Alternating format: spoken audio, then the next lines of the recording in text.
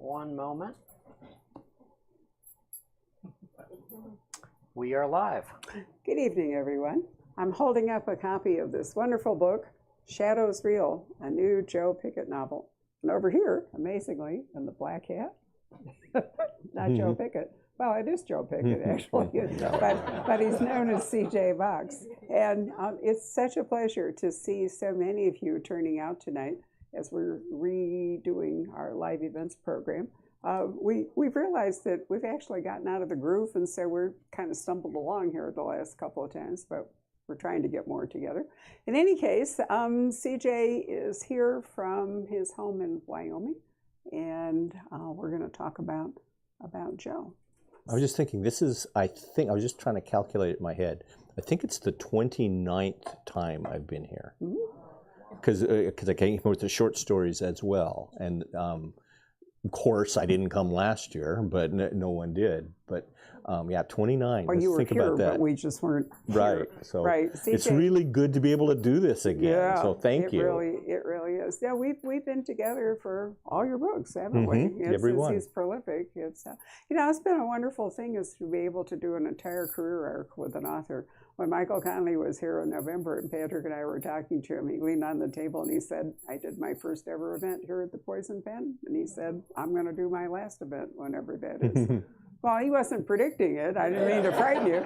I thought, that was really nice. There was some symmetry there. So anyway, we're very lucky that, and one of the reasons that we've had CJ from the beginning is that when Open Season published, I got a personal letter from his editor who said, Barbara, pay attention. He said, this guy is the real deal. And we want you to host him and we want you, to really like the book. And so I went, okay. And so you still have that editor. No, that Not was anymore? Martha Bushko. I thought it was Neil. No, Neil was came the in one later. That wrote to me. He was her boss. So he's probably the one who wrote. Oh, yeah. Okay. All right. I thought anyway, so there's a lot of continuity involved here, right? And I remember, the the first one, remember we did the same format. I remember we had like 8 people, I think. It was kind of like up there. 6 more people facing than that Lee Child way. had. Yeah. And who was it? Brad Meltzer reminded me that Don Winslow had one person at his first event here. Everybody has to start somewhere. And I really appreciate the fact that many of you turn out for new authors because it means a lot to them. And, you don't have any idea what you're getting unless, I say to you, I think it's wonderful or something. But it's really a great measure of support for them to see even 10 people. It's really, really exciting, isn't it? Right. I'm thinking of a couple of events where I had one person. It's a long story, but I won't get into it. But I thought, okay, I'm going to be a pro. One person, I'm going to do my whole thing. So I did a reading, described the book, and I said, do you have any questions? And the guy said, so do you write fiction? He just sat down because there was a chair there. Well, I'm gonna tell my John LeSquire story because John is not actually coming live, but we're gonna do his book launch later this month. And John LeSquire's last name is spelled Lescroart. It's a hard name, and it's pronounced LeSquire. And he said, he was early on, he was invited to do a book signing at a major bookstore, and he was really nervous about it. He wasn't sure anybody would come, but he thought he should go. So anyway, he comes into the store and they greet him with cries of joy and they point towards this huge table where they have this huge mound of books and all. He's like, oh my God, whatever. And then they said, and Mr. Le Carre, what is it you're going to say? Yeah. And I think that would actually be worse to be mistaken for somebody else, He's so funny. Anyway, Shadows Real. So why don't we talk about the real life series of events behind Shadows Real, because you might think that CJ had just made it up that there were Nazi artifacts in Wyoming, but it's actually true. Sure. This book is kind of 2 books in one, in that there's 2 completely different storylines happening at the same time. One with Nate Romanowski.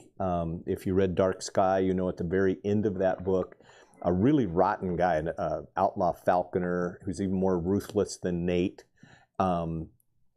basically threatens Nate's family and takes all of his birds and takes off with them. So half of the book is Nate pursuing this guy, this Axel Soledad, across the Pacific Northwest to get his birds back and to get revenge. There's a lot more about that we could talk about if you want. But the other storyline, just the day before Thanksgiving, Mary Beth Pickett is the director of the library in Saddle String, has been for a long time. And she sees somebody, as she arrives early to work, sees somebody dropping a package off on the front steps of the library and running off. And she opens the package up and finds out that it's a big red leather bound photo album. Very old with black and white original photos in it. She opens it up and realizes that it belonged to the number 5 Nazi official in the government. It was from 1937.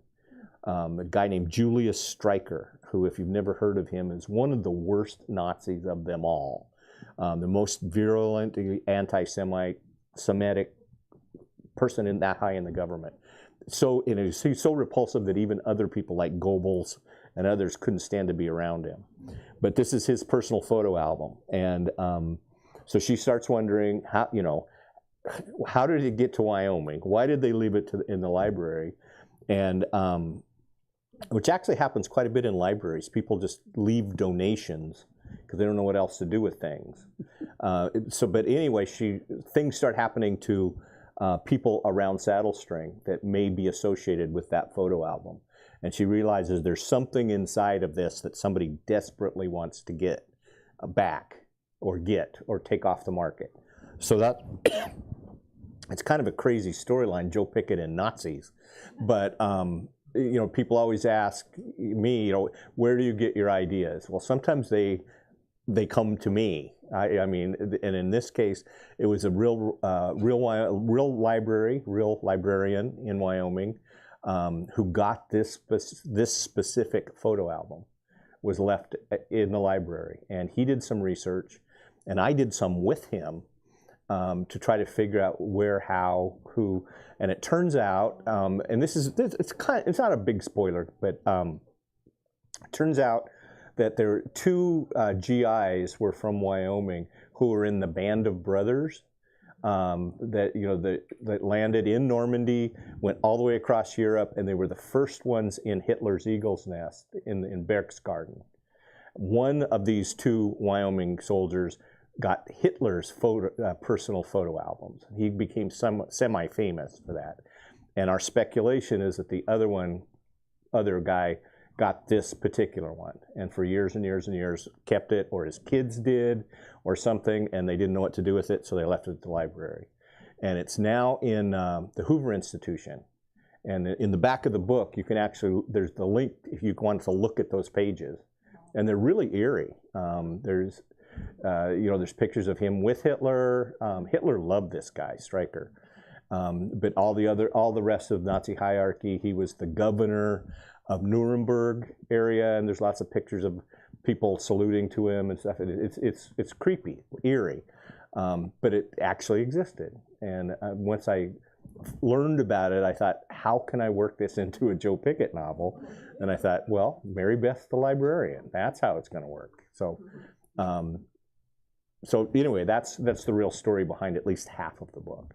So Joe is really unhappy with Mary Beth that she sees a guy around the library and doesn't lock herself in the car and call for backup, and probably wasn't brilliant to open the package because heaven knows what might be in it. So, but Mary Beth is just as hard-headed as Joe. So you wouldn't know anything about that, would you? You don't know any hard-headed women. Yeah, and the first thing he says is, "Did you bring your gun, the pepper spray I told you to bring?" And of course she didn't, just like my wife would never do that.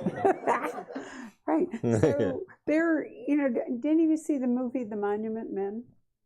Do you remember that there was this huge effort to prevent the Russians from getting to some of the treasure that the Nazis had snagged and put away in salt mines or wherever they had it.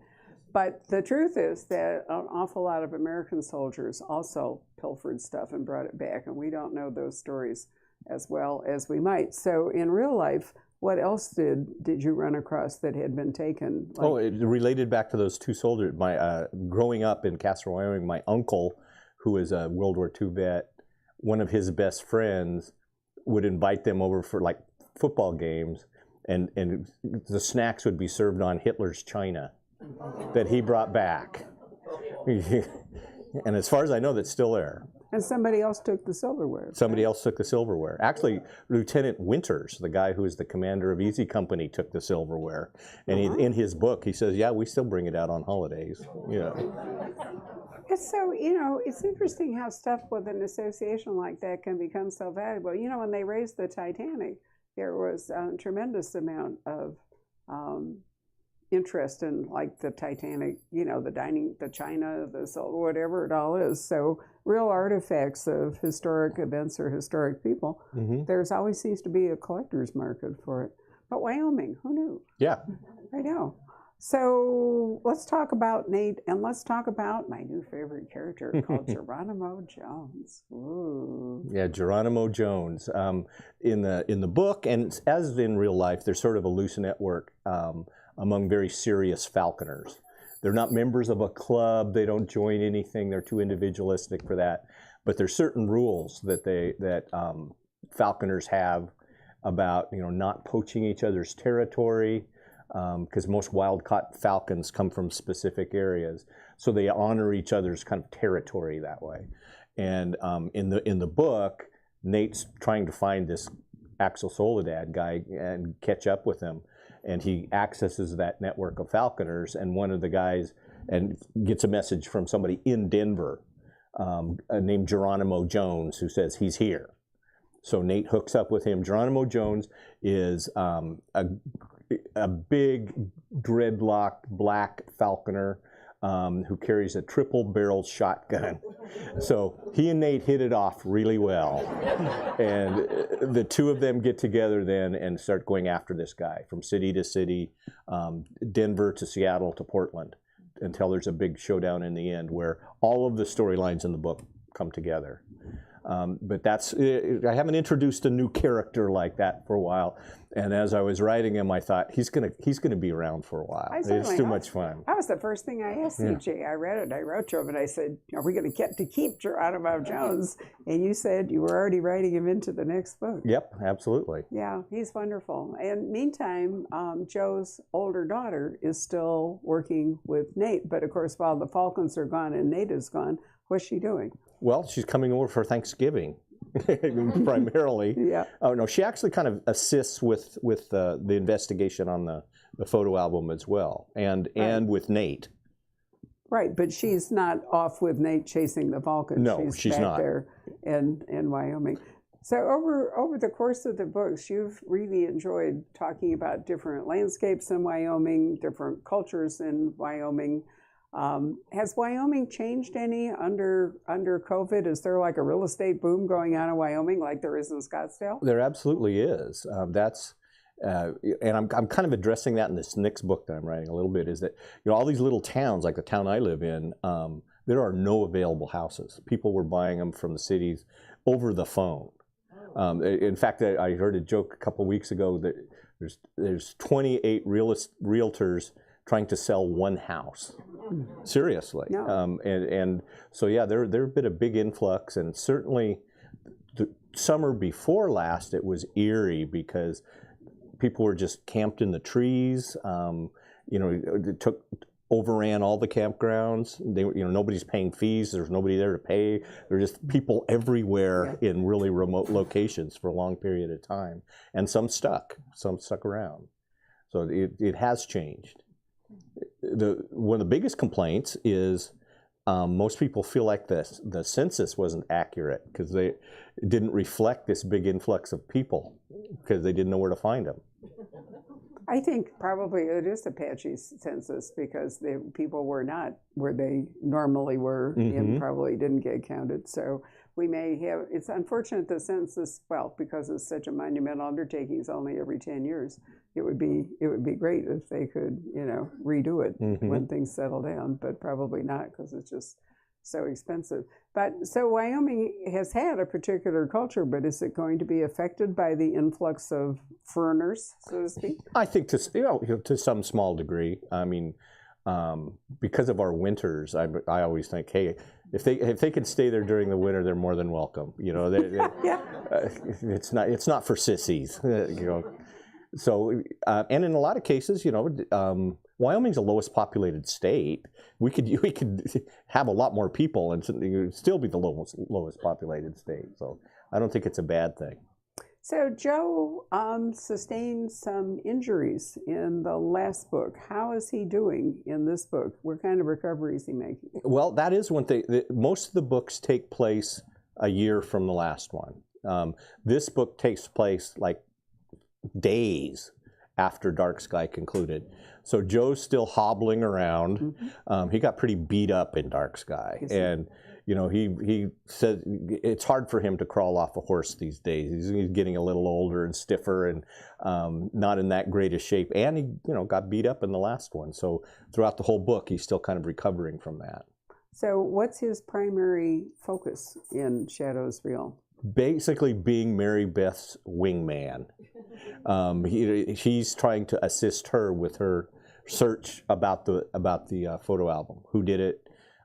Who's after it? And you know, why are some really nice people being hurt and killed that had an association with it? And Nate, of course, is gone. So yeah, I like the way that you focus the books on different members of Joe's family. You know, sometimes it's been Sheridan, and mm-hmm. you know, this time it's Mary Beth again. It is, yeah. She's the star of this one for sure. I'm not going to ask where Missy is. She's not in this book, but she's, of course, lurking in the background. I want Geronimo Jones to take on Missy. Yeah. This is my dream. We'll see how it goes. I love it. So, you know, what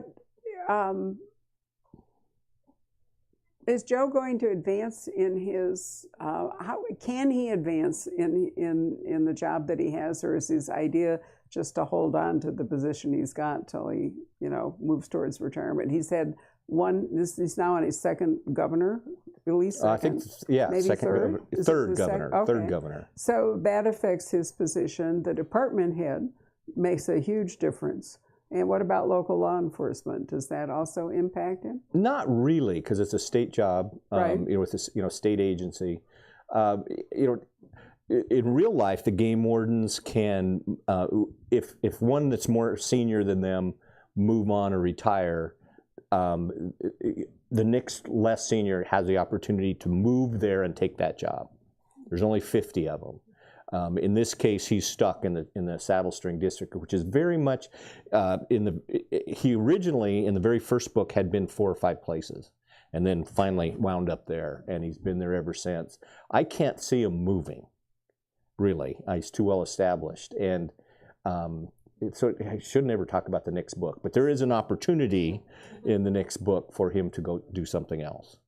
Well, Joe's never been a career guy, an ambitious guy, and so I don't know that he has a lot of motivation, you know, to move around and claw his way up the ladder. Certainly not to be like an administrator somewhere. No.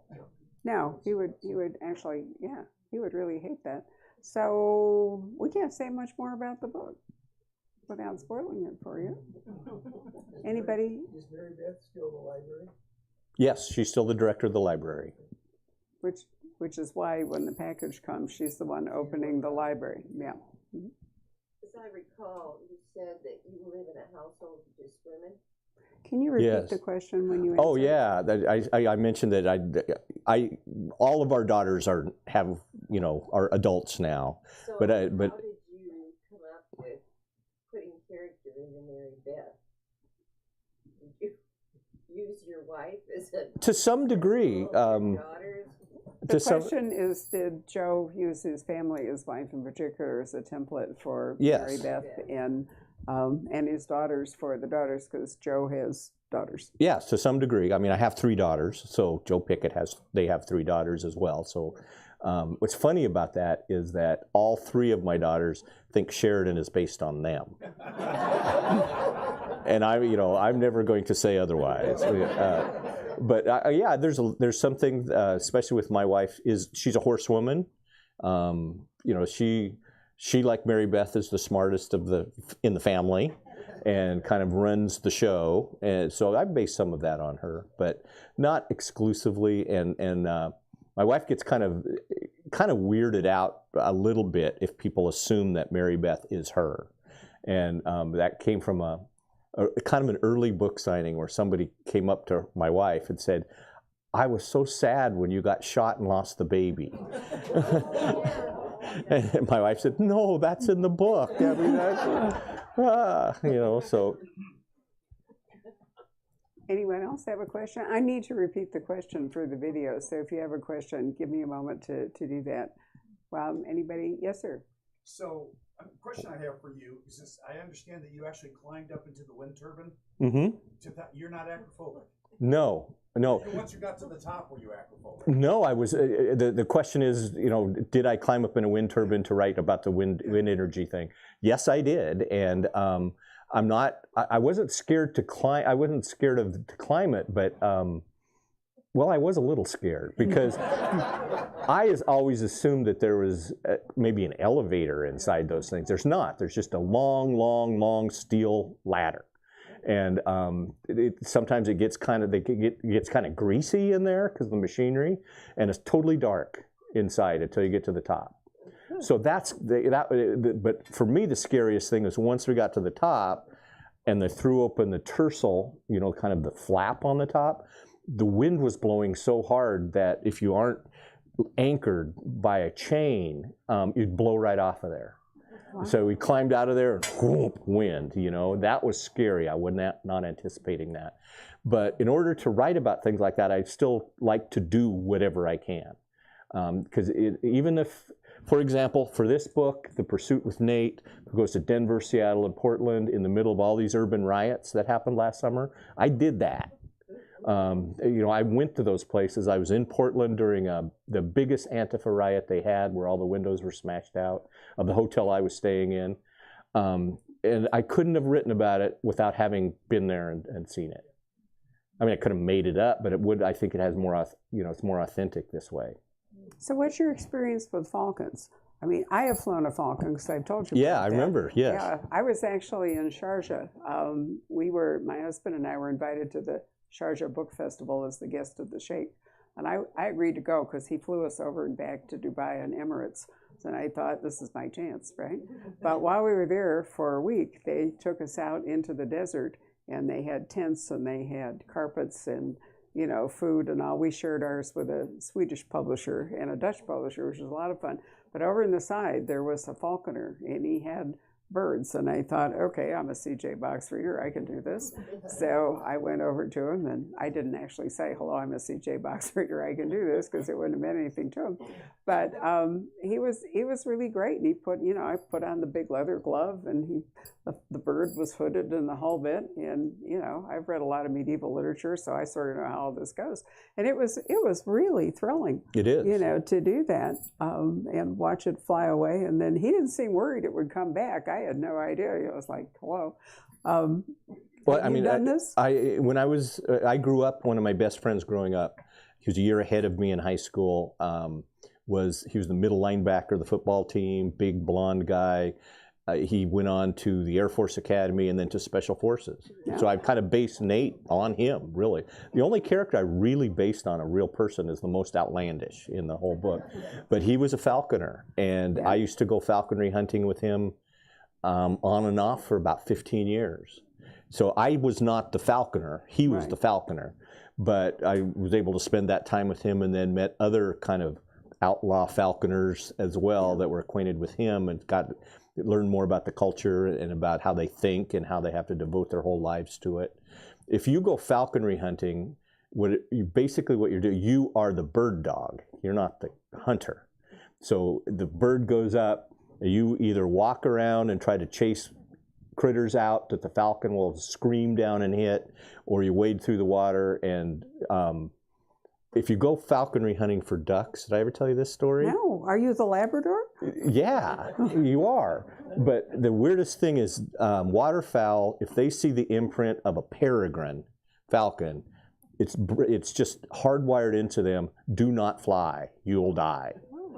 So they stay on the water. So the way you hunt ducks with falcons is you go out in waders and pick them up and put them in a bag. And then when you have your limit, you take the last one and you throw it up in the air. Whack, you know. So it's different from anything else. Well, you don't have to pick buckshot out of it. No. You just picked it up and put it in a bag. Oh, wow. So there's actually a lot of, not a lot, but there's several uses for falcons today that they are used for bird abatement. Mm-hmm. So at one point, Poison Pen Press had an employee who quit because she had a falcon business here in Scottsdale, and she had contracts with the Phoenician and a whole bunch of resorts, and her birds were there to, you know, clear the pigeons and all the rest of it out, because you know how they can flock mm-hmm. down to eat the leftover food and the whole bit. They're using them in cities for pigeon abatement, mm-hmm. And you know, so they're not just hunting birds at this point. You know, they're nuisance abatement birds. Right, well. And the falcons don't even have to kill the bad birds. The bad birds, once they see them, will flee. In a lot of cases. So it's kind of a cool thing. Yeah, no, definitely so. Right, anybody else have a question? Yes. Did you plan to make this a series from the start? And if so, how did you do that? If not, what did you learn? Well, because did you plan, wait, we have to repeat the question. Did I plan the series to make, 22 books in a series? 25 years ago, did I sit down and say, the world is waiting for a Wyoming game warden series, and I'm the guy who can do that. No. When I wrote the original book, it took quite a long time. I had other jobs, and it took a long time to get published. But when it did, it got enough of a good reception. It was a New York Times notable book and went into multiple printings. Then the publisher came and said, will you write 2 more books with Joe Picket? That's how the series got born. And I said, sure, and then I tried to figure out what they would be. But so that's how it came about. And I've talked to more authors over the years, you probably have too, who have very similar story. They were writing a book, and the publishers like series, and they offered a contract for more books with that character. I really wanted to avoid another series, so the Cassie Duel book. So in my mind, for the first 4 of them, I kept saying another standalone with Cassie Duel, when it was in fact a series. I love it. But Blue Heaven, which is the book that CJ won his Edgar for, that really was a standalone. It was, and I'm never going to write a sequel to that. Right, set in Idaho. Have all of you read Blue Heaven? Are you familiar with it? It's about Los Angeles cops who retire kind of in a compound in Idaho, and things go on from there, which is why it's called Blue Heaven. Yes, sir. Earlier in the series, you established or allude to an attraction between Nate and Mary Beth. Why did you feel the need to put that in there? What was the motivation for kind of? Well, repeat the question. Why did I suggest an attraction between Nate and Mary Beth earlier on in the series that still kind of probably goes on a little bit? If you were a woman, you wouldn't ask that question, because in that particular book, if you recall, Joe is he's in Jackson Hole, and he has an attraction of his own. Nothing's consummated, but while at the same time at home, Mary Beth and Nate are obviously know they have some kind of feelings for each other. After that book came out and I did the tour for it, I heard from more women that said, how dare you have Joe think like that about this woman? And I'd say, what about Nate? And they'd go, oh, well, I would too. Ooh. There's a comment. Yeah. I thought I saw somebody way in the back who had it was you, sir. Yes. Anything new happening with Mary Beth's mother and her relationship with her, 4th or 5th husband? The question is, anything new happening with Missy and her 5th husband? They're not in this book. But like I mentioned earlier, she's always lurking, and she's going to show up at whatever is the worst possible time for Joe at some future point. There's a certain sadism in all that. Yes. I think. I don't normally think of CJ as, mean, but I have to say Missy comes from the dark side of you. It does, yes. And she's not based on my mother-in-law, is another question. Because mine's worse. No, that's not true. It's always interesting to me that authors not fall in love with, the authors really find one character to be useful, charismatic, I don't know what it is, and they often reappear in a series, whereas readers have very mixed reactions to them. Some people really like them and some people really don't.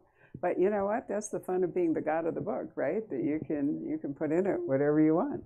That's a very interesting point. And that is sometimes sometimes I'll meet somebody, a woman will say, my favorite character is Missy, and I just think, get away from me, As a role model. Yeah. Oh Lord, what a terrible idea. Indeed. Do you know there was an Elizabethan woman who was actually quite nice, but she was also an Elizabeth in the time of Elizabeth I, and she married up.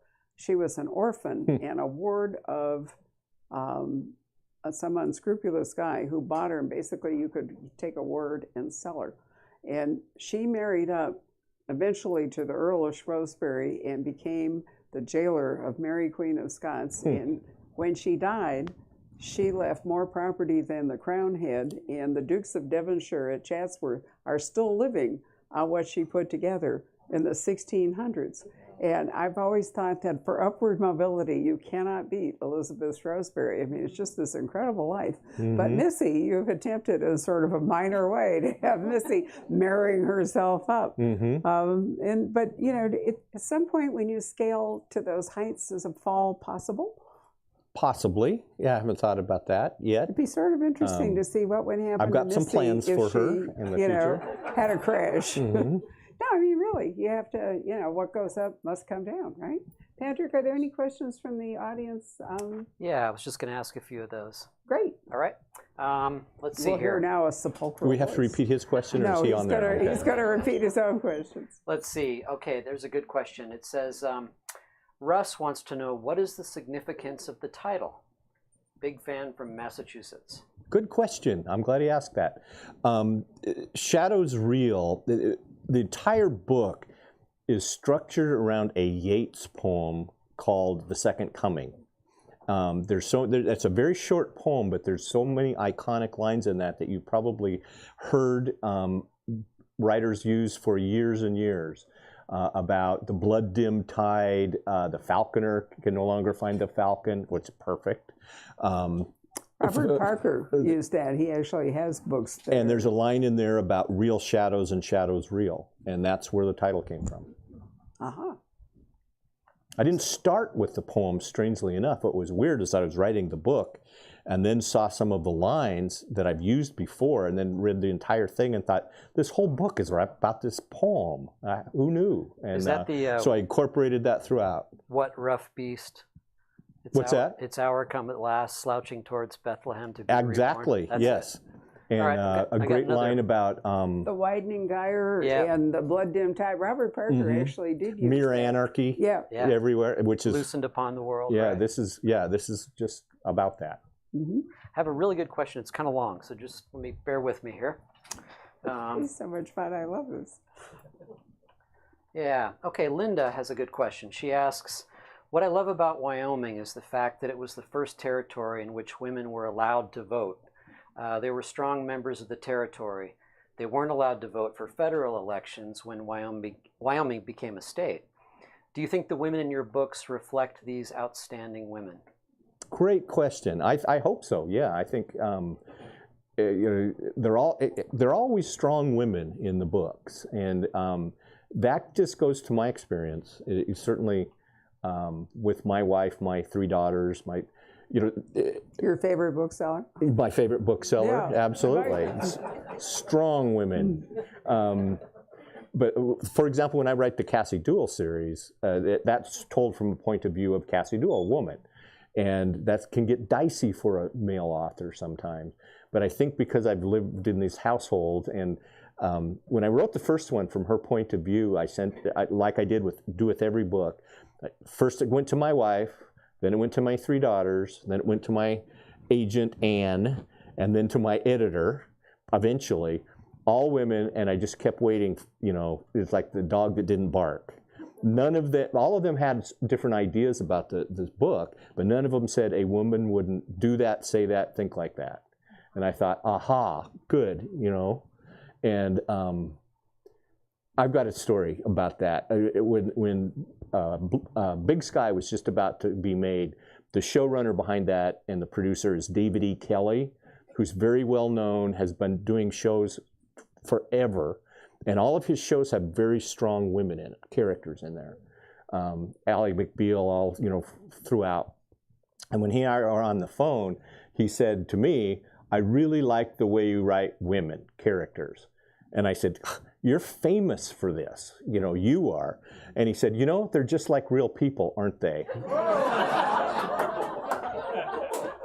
But what he meant, what he was saying is, a lot of times when men write female characters, they either make them overly aggressive or overly sexual, because that's how men are.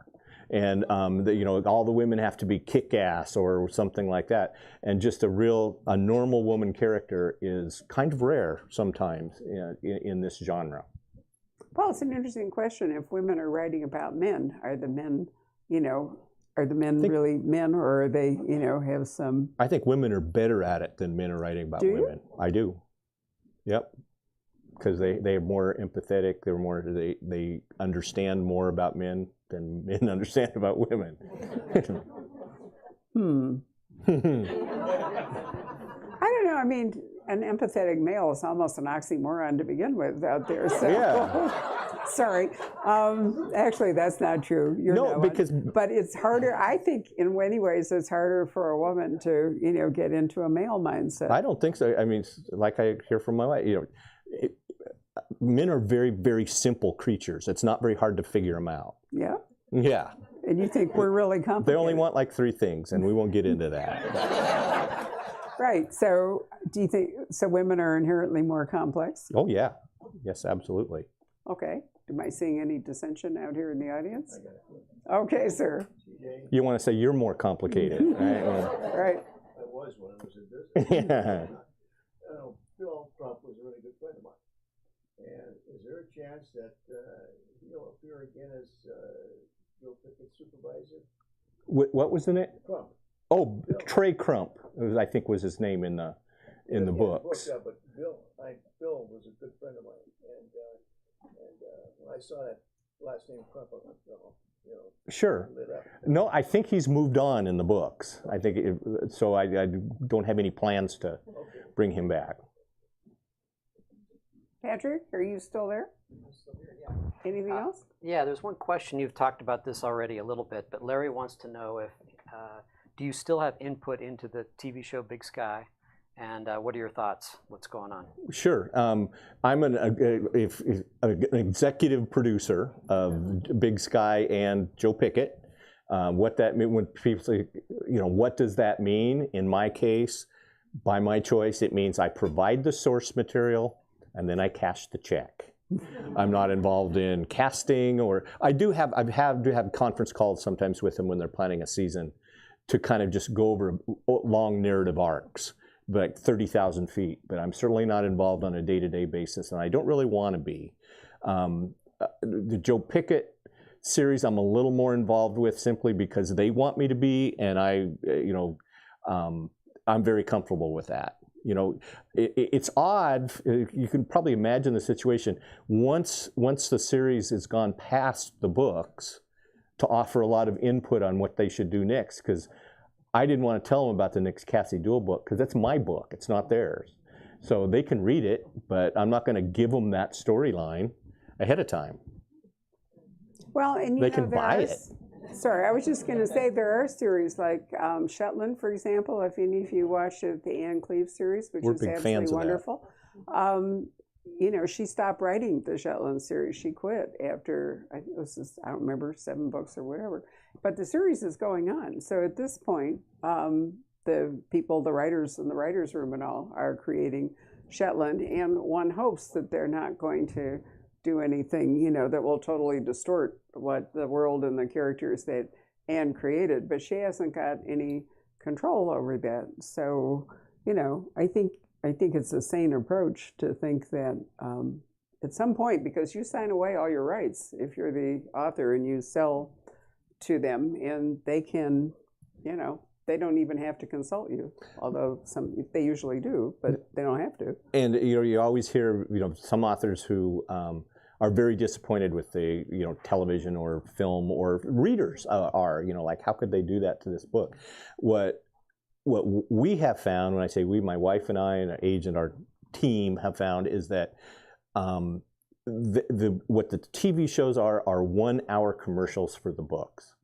And that the sales of those books and you know, recognition of what they call the backlist, all that has just skyrocketed since the TV shows on, because there are people who've never read any of them who at least see something attractive in those stories or in the characters that then seek out the books. And so for that reason, it's great.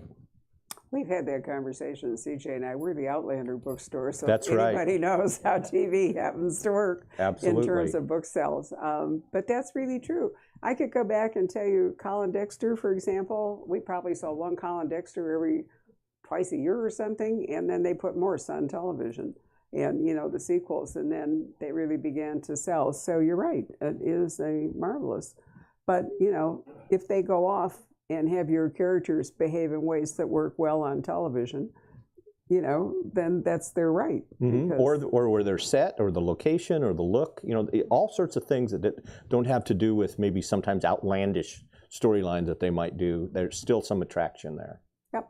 And very few TV series go beyond 7 years, and there's a long, or 7 seasons. There's a lot of complicated reasons involving contracts and step-ups in salary, and, you know, people get tired of it and they want to move on, and all kinds of things. So there's never a guarantee about how long they will go.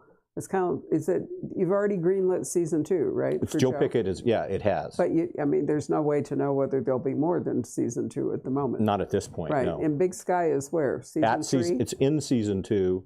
The assumption is there will be a season 3 because it's doing so well. Right. But, you know, there's no guarantee how long one of the series will go. Mm-hmm. And, you know, it's a little sad as a viewer when, you know, one of them just quits, you know, and you're going, wait, you know, what happened to these characters? I think that's a risk you take a bit as a viewer. And it's a choice for an author to say, you know, how much do they want to be involved in the production and the overall thing. But I mean, I would not want to be on the set every day. I mean, I was on, I'm not even going to tell you, I was on one of the sets this year, and I heard an actor say, I don't think my character would say it like this. And I thought, I made you up. How can you even say that? I love that. Oh, right. Anybody? Oh, yes, ma'am in the red? So it wasn't explained in the book. But my question is, just very randomly, what turned Maxine white? What turned Maxine white? I'm not going to say. Okay. I'm not going to answer that question. But I was asked twice that today. Okay. So, same answer. Who knows? It's a mystery. And I saw another hand somewhere. Yes, ma'am. Yeah, I was curious if you have a favorite character. A favorite character? Yeah. Not necessarily a favorite character. It's kind of like, you know, it's kind of like asking which of your children do you like the best. And, you know, you best avoid that one. I'm really comfortable with Joe Picket, the whole Picket family, really. I'm very comfortable with those characters, and Nate Romanowski. So that's a lot of them right there. If I don't like them, something bad's going to happen to them, you know.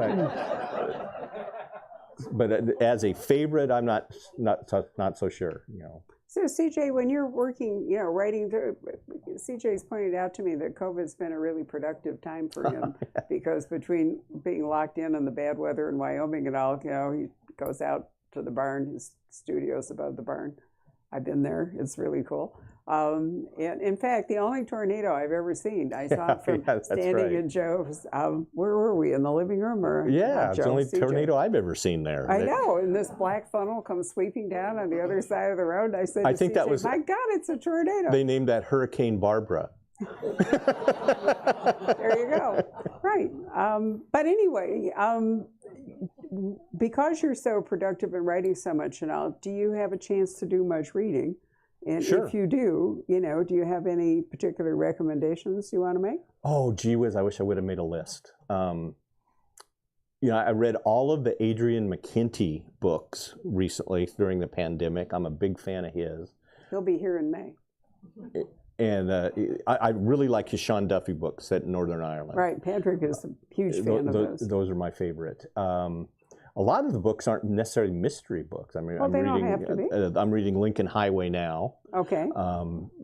I'm not having as good a time with that as I did with Gentleman in Moscow, but I do like it, and so I try to read as widely as I can.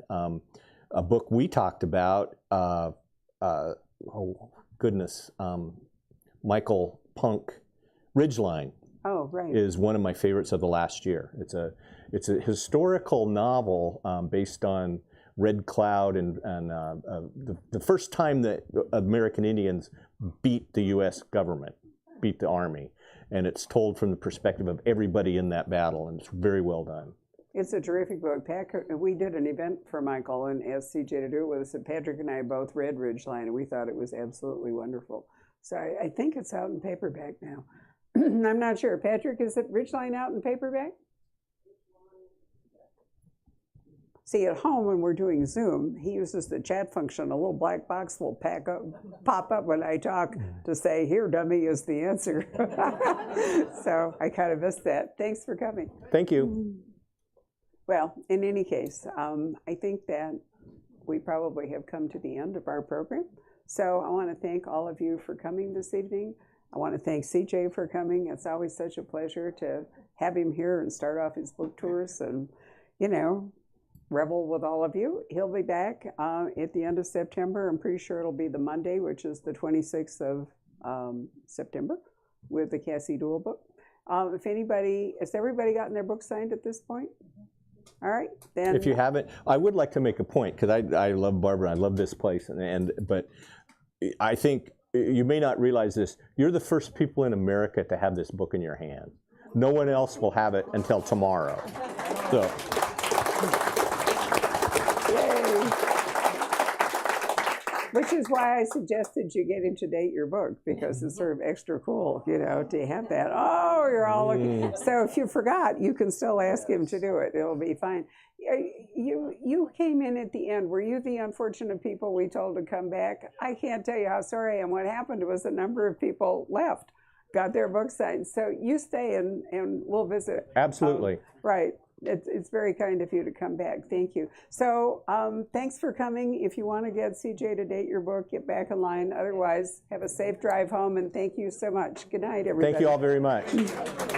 Thank you. Appreciate it.